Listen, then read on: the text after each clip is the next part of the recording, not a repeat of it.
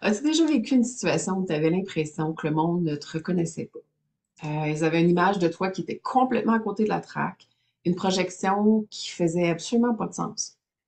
C'est tellement inconfortable et malaisant d'être mal lu, mal vu et mal compris.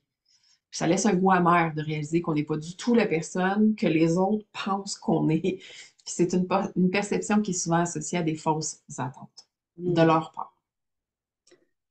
Autant en amitié qu'au travail, ça peut arriver. Les gens créent des perceptions qui sont erronées de nous, puis dues à leurs filtres, à leurs besoins, à leur réalité.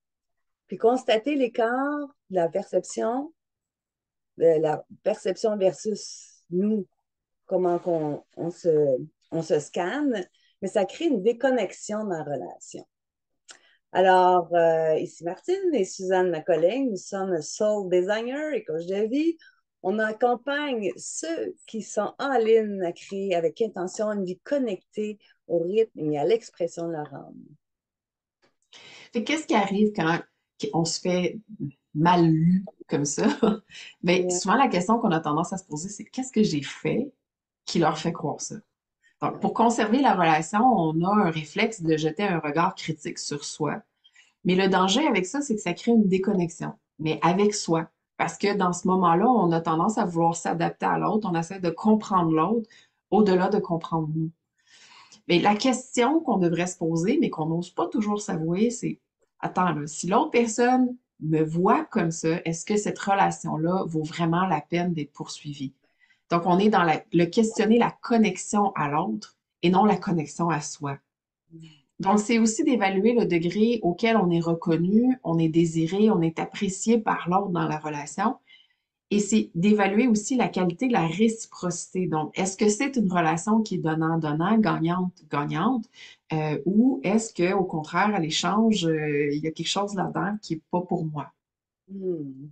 Donc, on va vous présenter trois états de participation dans des relations qu'on peut avoir autant au travail qu'en amitié ou peu importe la relation qu'on peut avoir. C'est d'aller constater c'est quoi le degré qu'il y a justement au niveau de l'accueil, l'ouverture de l'autre, à savoir si la personne me reconnaît dans ma valeur, mes besoins, puis mes limites. Donc, le premier état de participation, c'est la relation où c'est gagnant-gagnant, win-win. Donc, c'est super nourrissant. Hein? On voit que ça contribue, ça nourrit notre relation. Puis, on constate que justement, il y a de la confiance, il y a du respect, c'est positif pour moi, puis c'est positif pour l'autre. Donc, la relation est valorisée, puis est vraiment enrichissante. Donc, check, je poursuis cette relation-là. Deuxième état de participation, c'est une relation unidirectionnelle. C'est là qu'il y a un mode de remise en question qui embarque. C'est que, en fait, c'est qu'est-ce que j'offre? Est-ce que c'est bien reçu ou je perds dans l'échange? Puis, ça va même juste à compromettre justement le respect que j'ai de moi. Puis, c'est ça qui fait en sorte que vu que je ne suis pas respectée, mais ça empêche mon plein épanouissement. Puis le potentiel de cette relation-là, il n'est pas mis en valeur. C'est le signal qu'on doit justement communiquer c'est quoi l'écart et l'état désiré de cette relation-là. C'est suite à la communication à l'autre on constate l'écart, on poursuit la relation si c'est bien perçu, il y a une bonne réponse en verbalisant l'écart qu'on voit. Est-ce qu'il y a un accueil? S'il y a un accueil, il y a une ouverture de l'autre, OK, on peut poursuivre. Sinon, ben, peut-être une remise en question à savoir, ben, je vais finaliser cette relation-là. Hmm. Et il y a le Puis, troisième troisième état de état, participation, Suzanne. ben, c'est ça. Le troisième état de participation, c'est quand la relation est neutre ou négative. Ben, à ce moment-là, moi, je dis, il y a deux seules possibilités, c'est de semer et de partir. Parce que dans une relation neutre ou négative, ben, on n'est pas accueilli pour qui on est. Fait que ta valeur est carrément pas acceptée ou même des fois dénigrée. La communication devient instrumentale, la relation n'est pas constructive. Fait qu'il y a comme une partie de toi qui peut pas exister dans cette relation-là. Il y a aucune attente que ça change, ni actuel, ni dans le futur. Puis dans ce moment-là, ben, il faut comme un peu revoir la relation.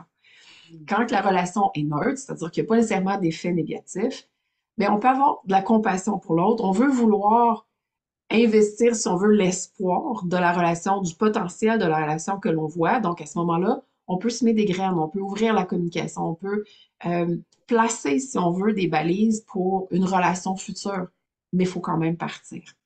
Puis quand la relation est négative, il y a vraiment des effets pour nous, ben à ce moment-là, il y a juste une seule solution, c'est de mettre fin à la relation, c'est d'aller voir ailleurs pour trouver des relations qui sont plus saines, plus nourrissantes, où on peut exister, on peut s'exprimer en toute quiétude et même être valorisé. Hmm. Puis, lorsqu'on vit un switch de vie, bien, c'est important de justement s'intérioriser puis d'observer ses relations, puis de savoir est-ce que c'est gagnant-gagnant, est-ce que c'est unidirectionnel ou je dois quitter. Donc, tout se joue dans l'état de remise en question pour cadrer, pour rendre ces relations gagnantes-gagnantes, puis à savoir sont nourrissantes. Est-ce que je me fais voir, est-ce que je me fais entendre pour voir si c'est viable, puis s'il y a un retour intéressant. Et surtout, sans tolérer l'intolérable. Et bien sûr, qu'est-ce qui est gagnant-gagnant? On conserve, on nourrit. Et puis, qu'est-ce qu'on voit, qu'est-ce qui n'est pas nourrissant, qui nous draine vers le bas, puis que ça ne nous donne aucun retour, bien, on quitte. Donc, quand une amélioration, c'est possible, fin, mais ou sinon, ben, on tombe dans la troisième étape, c'est qui est de semer et de partir. Donc, je Est-ce sais que... qu'on Oui, vas-y, Suzanne. Ben, j'étais pour justement leur poser la question. Tu sais, à la lumière de notre conversation, est-ce que tu réalises que tu as des relations dans lesquelles tu dois peut-être commencer à remettre en question? Donc, des relations qui peut-être te nourrissent pas ou te nourrissent négativement, que tu devrais quitter. Donc, on attend ta réponse en commentaire. Donc, laisse-nous savoir si oui, il y a des relations que tu dois commencer à peut-être remettre en question.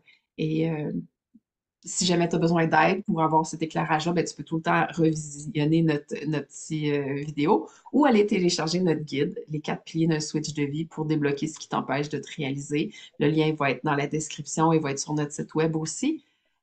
Puis, comme toujours, tu sais, on vous invite à cliquer j'aime et à vous abonner parce que plus il y a de monde dans notre communauté, plus il y a de gens qui vont nous voir et avoir le bénéfice de l'information qu'on leur partage. Puis, sois à l'affût de notre prochaine vidéo. On va être là la semaine prochaine. Bye. Wow.